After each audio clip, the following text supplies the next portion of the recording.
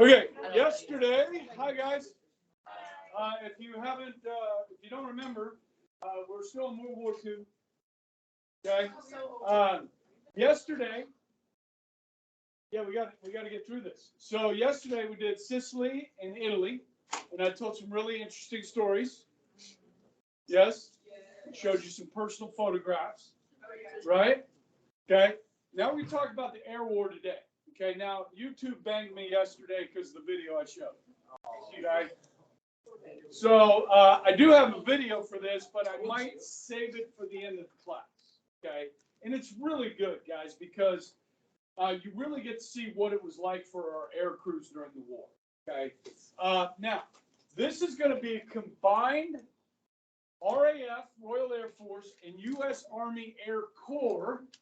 Okay, so all aircraft in World War II were either tied to the Army or the Navy. There was no Air Force.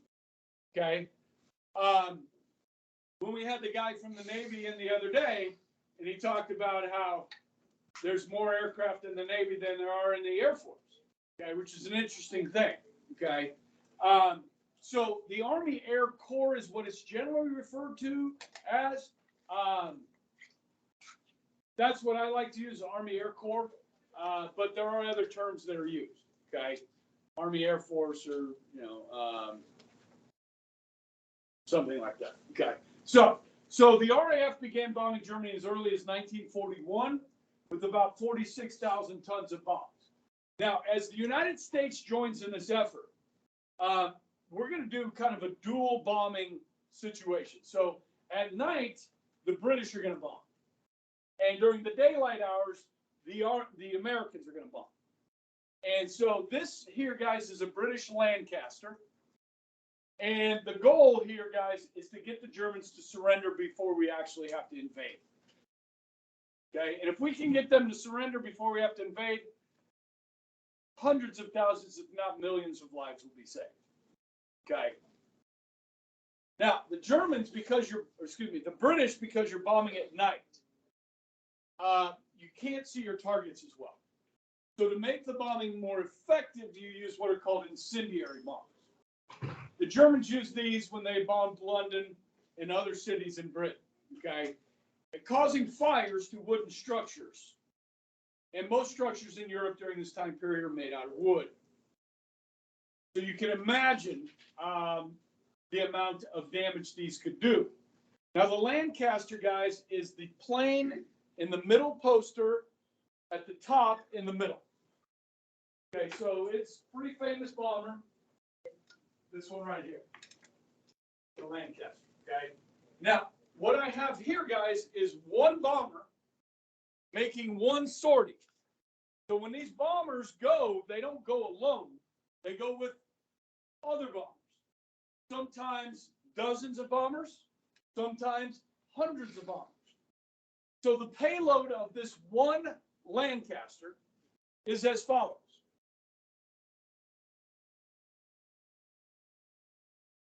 Okay, you've got the first load here is 1,174-pound thick incendiaries. Okay, you guys that have done like, small weights, like if you're doing jazzercise or something.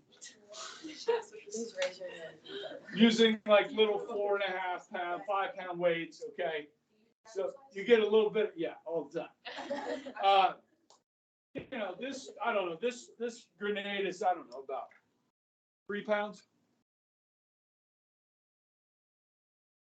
Maybe 2-3 pounds, okay? So they're not real heavy, but there's a bunch of them. Okay, and when these explode, they're going to cause fires. Okay, now the next picture shows 108 30-pound J incendiaries. Now, if you've been in the weight room, now I usually do curls with 35s, so they're a little bit heavier than your 30s, but you know what 30 pounds feels like. Okay, 108 of those here. Okay, and then a 4,000-pound cookie bomb.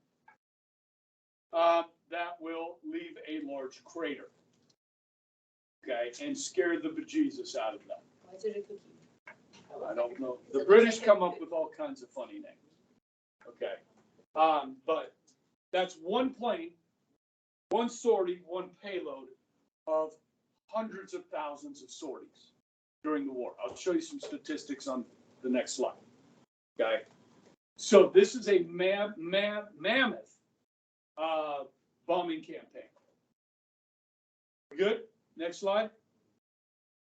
Okay, this is just a picture taken at night, kind of a time-lapse photo. And then here's some statistics, okay? So the combined Allied or U.S. and British bombing statistics here. Okay, so the RAF is in red. The United States Army Air Forces, or Air Force, would be in blue. So the tons of bombs dropped. For the Americans, 1,463,000 tons, 1,307,000 tons. And obviously a ton is 2,000 pounds. So you multiply these by 2,000, and that's a lot of pounds of bombs. Okay. Now, the number of sorties, these are times one plane flew a mission. 754,000 sorties by American bombers, 687,000, 1.5 million sorties flown by Allied bombers. Fighter sorties, these are fighter planes, okay? Almost 1 million for the Americans, 1.7 million for the British, okay? They were at this a couple years longer than we were, okay? And you had the whole Battle of Britain and so forth. Now, this is probably the most inaccurate number up here, which is the claimed enemy aircraft destroyed and probably destroyed. Because pilots are like fishermen. Did you see the size of that fish I caught? It was freaking huge. It's like this, okay? Sometimes pilots exaggerate too, okay? So they claim 35,700 German aircraft or Italian or Japanese, or this would be European. And then the British claim 21,600. Is that conceivable? Yes. Bomber planes lost by us. 9,949. The British lost almost 12,000 bombers during. Now, the B-17 has 10-man crew. So if you lose a B-17, guys, that's 10. Okay, so you'll see these numbers that are pretty staggering. Fighter planes lost, the Americans 8,420, British over 10,000. Personnel lost in action. The Americans 79,265, 79,281, eerily similar. So remember the picture I showed you from Italy of all the MIA, missing in action, and how most of those were part of bomber crews. Okay, so those numbers, those MIAs are included in this number. Presumed dead, missing in action. Bomber planes assigned to a combat unit. Now this is like a snapshot of 1 month of the war. So in March of 1945, we had 7,177 bombers at our disposal that month. 7,000 bombers. The British had 6,956 in April of 45. Fighter planes assigned to combat units, again, a snapshot. The Americans in May of 45 had 6,200. August of 44, the British had 7,700. And then how many people does it take to run an air war of this size?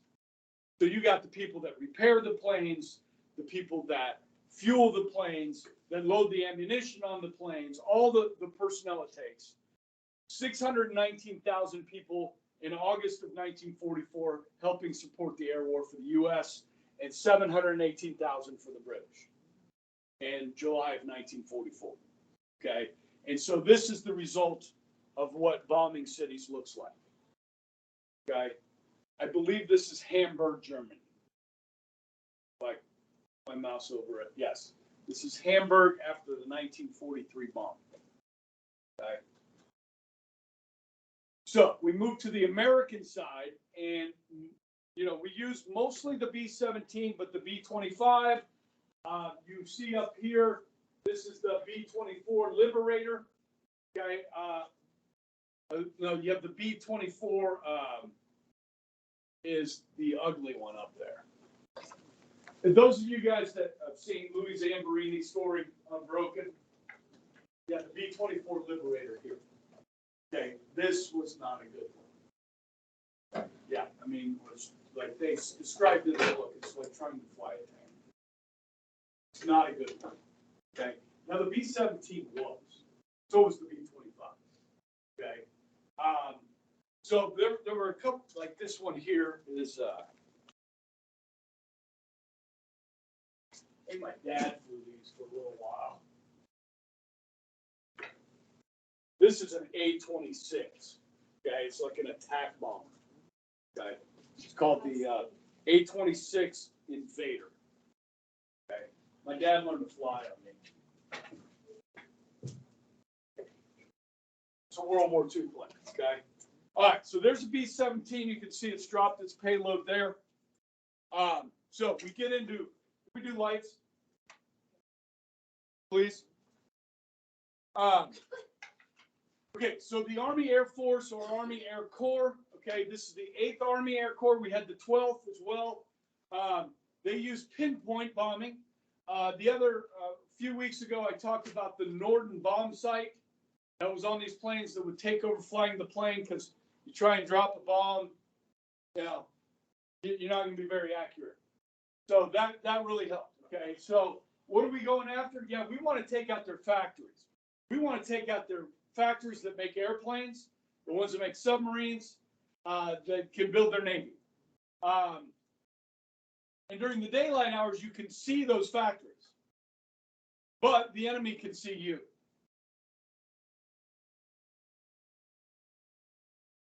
So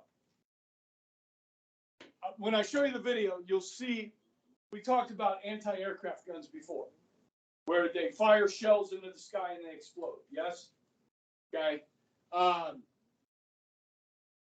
German fighter planes would go up into the skies when our bombers came over during the daylight hours.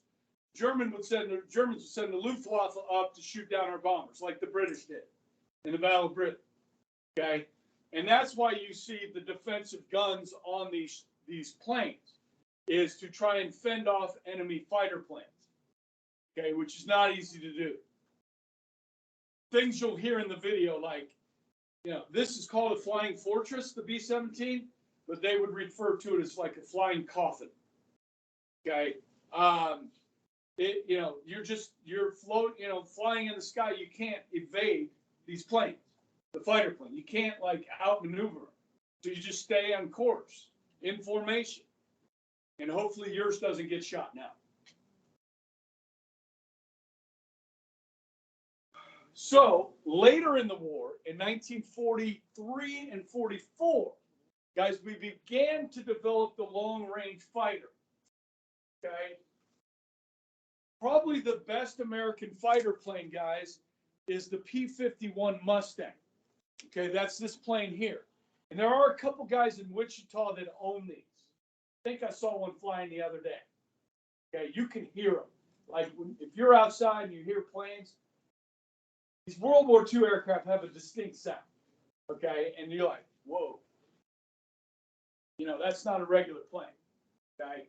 Now, what they did with this is they could do two things. They expanded the fuel capacity of this aircraft. You might be able to tell underneath it's got a little belly on it, okay, to hold extra fuel. And you could also put disposable fuel canisters, if you will, on the wings, fuel tanks. And then once they use the fuel, they would just drop the canisters. Okay. These planes can now go with our bombers and protect them from enemy fighter planes. You with me? Okay. And that's where I'm gonna stop and talk a little bit about the Tuskegee Airmen. Okay. And some of you've probably heard of the Tuskegee Airmen.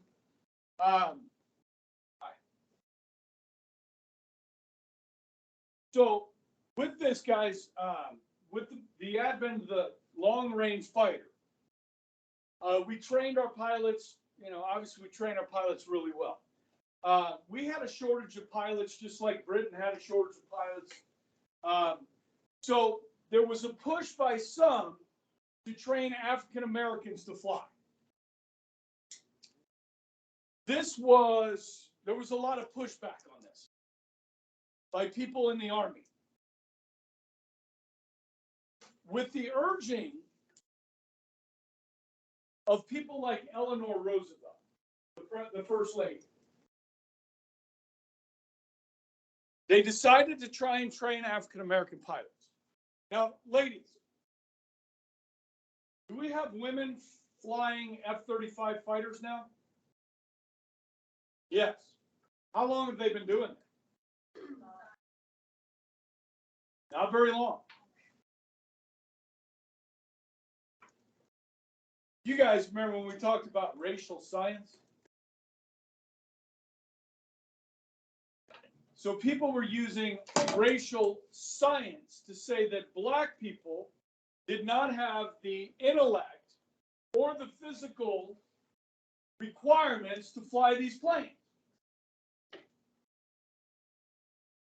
So when they decided to finally train these guys, they sent them to Alabama, to Tuskegee, which was developed by a man named Booker T. Washington around the turn of the century. You guys heard of Booker T. Washington? You should know who Booker T. Washington is. He's one of the early civil rights leaders. Now, when I was growing up, there used to be a whole bunch of schools named after Booker T. Washington because he was a celebrated American, African American. He built the Tuskegee Institute in Alabama to teach, train, and equip descendants of slaves in the South to learn skills like welding, like plumbing, maintenance work, so that they can go out and be good citizens of this country. He said the plight of African Americans can be fixed through work ethic and knowledge, education. And so he established the Tuskegee Institute. Now, you'll be hard-pressed to find a school named after Booker T. Washington today,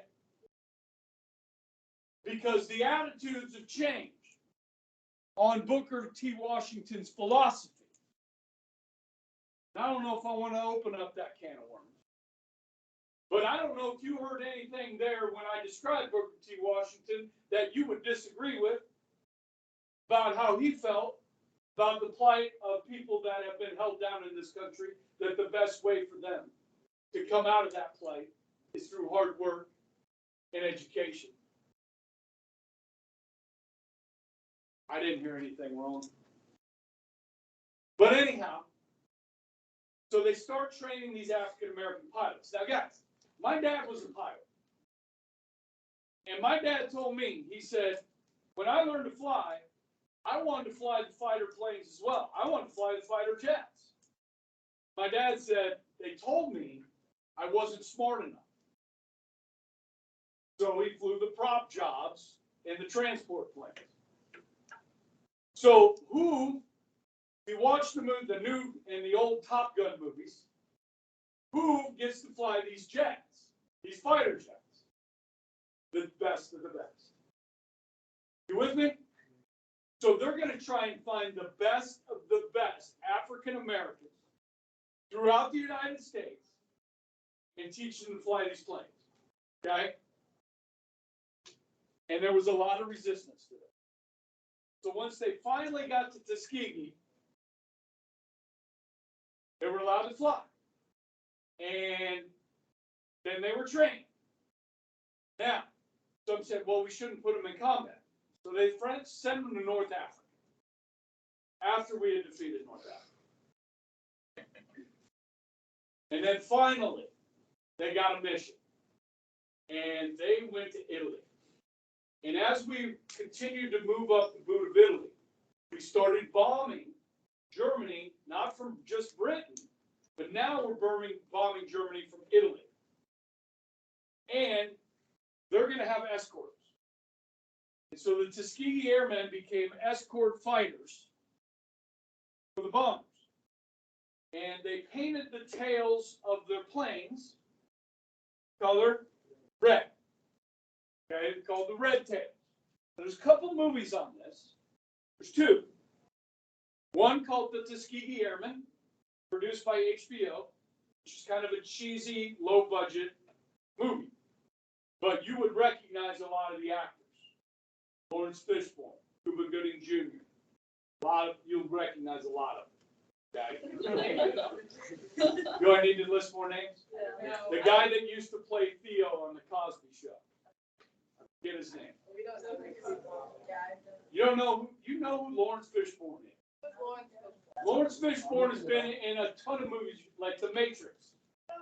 Oh, wait, The yeah. black guy in Matrix. Lawrence Fishburne. That's Lawrence Fishburne. Dude, he's a freaking great actor. Cuba Gooding Jr., he's in Pearl Harbor. He's the guy that shoots down the 5 planes. He's in a bunch of movies. Cuba Gooding Jr. Great actor. Now, Denzel's not in it. Oh. Okay? Now, the next movie was called Red Tail. Now, when I heard they were coming out with this movie, kind of like when I heard they were coming out with Midway and Dunkirk and everything, I'm like, sweet. They're doing a new movie on this, and it's going to be great. And I like the HBO one. Oh, who's the guy making?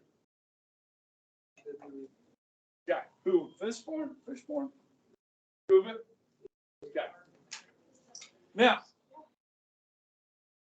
so guys, let me tell you.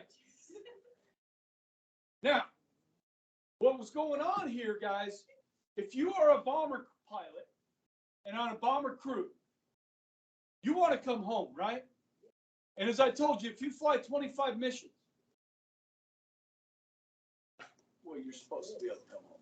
You're supposed to. Now, these guys, the Red Tails, had an extraordinary record bringing home the planes. So as time went on, white bomber pilots, they didn't know these guys were black. They just show up in the sky. They didn't take off from the same airbase. Okay, so they're at a different base, these black guys. Okay, but they see these red-tailed Mustangs show up, and they're like, these guys are good. They're saving our ass. All right, so what you had were white bomber pilots requesting those red tails. And then when they found out they were black later on, you think they still requested them? Yeah, because they wanted to get home.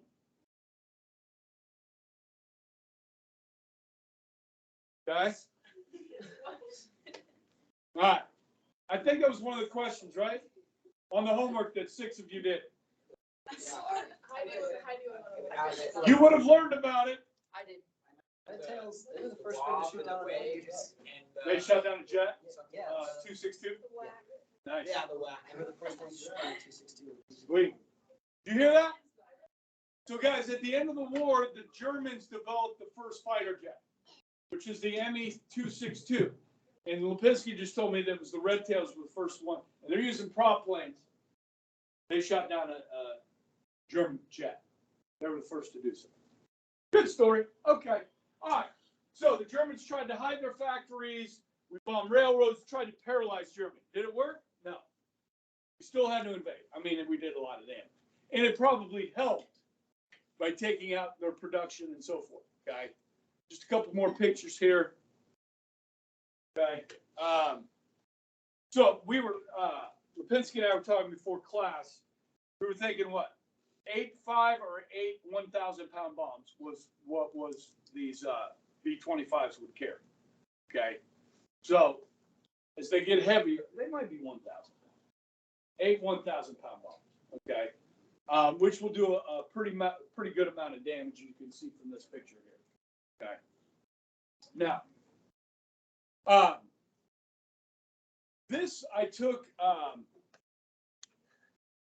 these, I'd say probably 16 years ago, something like that, 15 years ago. This is a B-17 bomber out at Jabara Airport. Okay. That's my boy. Okay. He was just learning to ride a bike, and he was still on training wheels. So we rode all the way from my house to Jabara Airport. Okay. And it was hot. Poor Jack. Okay. was the name of it? The B-17. No. Oh, Sentimental Journey. Pretty lady on there.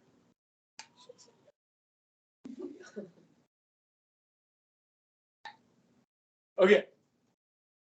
What we got? What time we get on here? 20, Okay. 27 minutes. I'm going to show you the video. I'm just going to wait because YouTube's going to bang me on it. Okay. So, how about we get out 25? Yeah, 20. 20? Stop me at, no, 5 after. 5 after, okay? And I've got some YouTube videos on these as well. Okay, I'll probably show you these. I think YouTube will let me do it because I'm showing YouTube. So, now. You get one more strike in your tail. No, they said it doesn't count against me. In the email they sent, it doesn't count against me. They just took out a video from Well, no, I mean, it's not a strike. They said, this is not a strike. It's a warning. Yeah. Okay. So, how many guys have been to the Kansas Cosmosphere? Okay, they have replicas of these two weapons in the Cosmosphere. Okay, because this is part of the space age. This is like the beginning of the space age. Okay, now the V-1, which looks like a plane, is better referred to as a flying bomb. Okay, with a jet propulsion engine. Okay, or a jet pulse engine is what they called it. Okay, now when they first developed these, they tried to put pilots on them, and they said, this is a bad idea. So they scrapped that. Now these are launched off of ramps. Now remember, the Germans control the French coast. So they're going to launch these from the French coast across the English Channel into Britain. Now, this is an advancement in technology for sure, but it's not really a good weapon of war because it's a dumb bomb. You don't know where it's going to land. So using it as a strategic weapon to take out your enemy's defenses, it's not going to do that. Okay? So the V-1 traveled about 500 miles an hour. So you could see it come across the sky. And it was had this very loud and distinct noise, which I'll play for you in a minute. The British refer to these as doodle bugs. Now, you would hear this loud pulse jet coming across the sky. You could see it, and then it would stop. It would run out of fuel, and then it would fall from the sky. So it was random. You had no idea where these were going to land. You'd hear the engine stop. It would begin to fall like this, and then you would see an explosion or hear an explosion. 500-pound payload. Okay? Now, the British were able to shoot some of these down with ACAC guns. Okay, so you're firing the shells up, you got it coming across the sky, and you're firing your weapon, trying to hit it. Okay? Or you could be this crazy son of a gun and get in your Spitfire and get into a dive going 500 miles an hour and fly up next to this little bomb and take the wing of your aircraft and tip the wing of the bomb, sending it into a spin into the English Channel before it reaches the island. That's crazy. Okay? It did happen. Okay? Pilots did try to do this. Okay? I mean, you might be able to get behind one of these things and shoot at it as well. Okay? So, this would result in a lot of deaths. Because as these were fired at cities where they hit. The V-2, which looks like today's conventional rockets because it is. This is developed by, of course, Werner von Braun. Okay, who's the top rocket scientist in Germany. Now, there were a lot of failures with this before they got it to work. Okay, but this one carried a payload of 2,000 pounds, and you would not hear it coming because it traveled faster than the speed of sound. So it was random and deadly. So both of these are really seen more as weapons of terror than really weapons of war. They're not going to help Germany win the war. They're just going to exact pain on Britain. Now, if von Braun had been allowed to continue his research on these rockets, like he was after the war in the United States, for the United States and NASA, eventually he would have been able to build these that could go across the Atlantic and hit the United States. You understand? Okay? And eventually it would be von Braun that helped us put a man on the moon. Okay? So, got a couple of videos here that I don't think YouTube will hit me on. So they didn't give you a copyright strike. I'll have to read you the email. Let me get this going and I'll.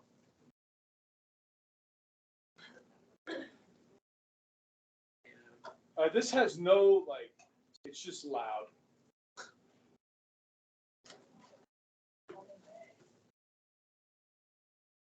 We only serve those who honorably serve.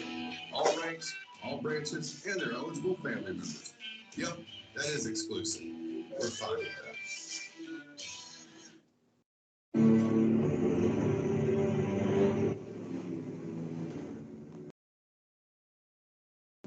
Goering on the left, Hitler. Head of the Luftwaffe.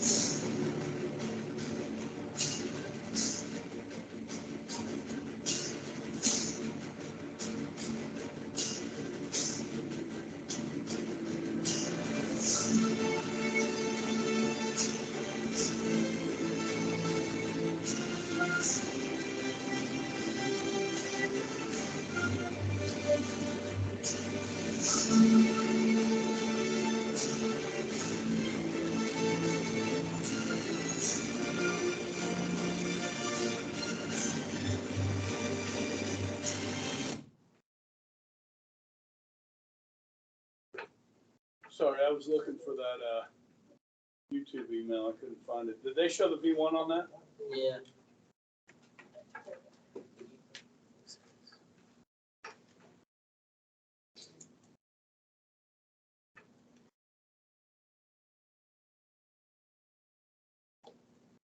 Here's the sound.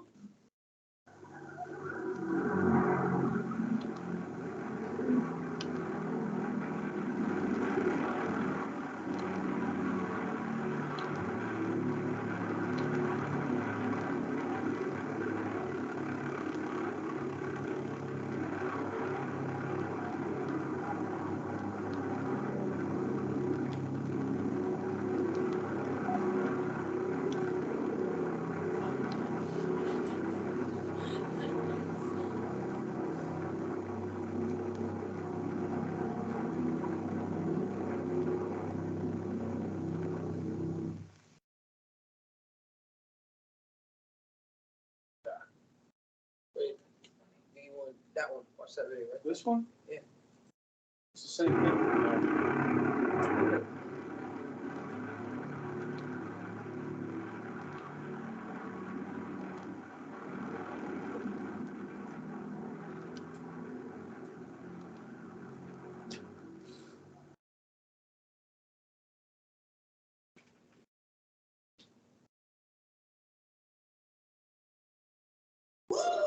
Let's go, toast.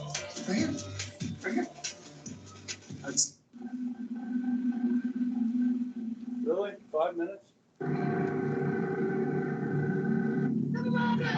The speed with which these guns One team's work makes every one of us feel proud. Nothing can be said of the...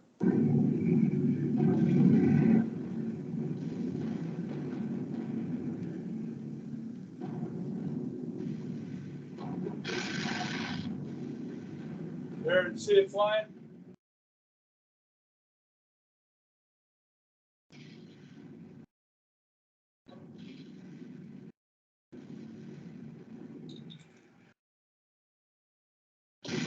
Let it get down.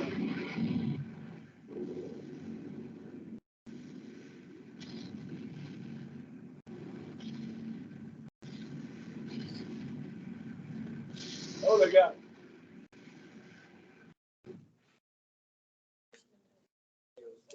Yeah. Low battery. No. No. Okay. Yeah, I got a minute. Just a couple more pictures. You can see that one falling. Man, when I first started teaching this, I found this really good audio clip of a young British girl. You know, most people love the British accent, but this little girl, you know, speaking about being an eyewitness to a V1 or this a V2 attack that hit like right by a Woolworth department store. And she's describing what she saw, and I mean, it's just like, it's really, it really left an impact. I mean, and it was on the British Maritime Museum or one of their history museums, and I can't find that audio anywhere. I've looked everywhere, but I used to play that for my students. Okay, guys, that means, you know what this means? D-Day. Okay, so tomorrow, we will start in on D-Day. I don't get it. Yeah, The comedic relief. yeah, we're about to have a fight. Okay, okay, so I gotta get back to, where's my video? This one here? Disc 1, episode 4, 13 minutes and 27 minutes. Okay, so let me get that in here for you. Where you at? Where you at? Where's my World War II in HD? I'm gonna turn this off. Bye, guys. Like and subscribe.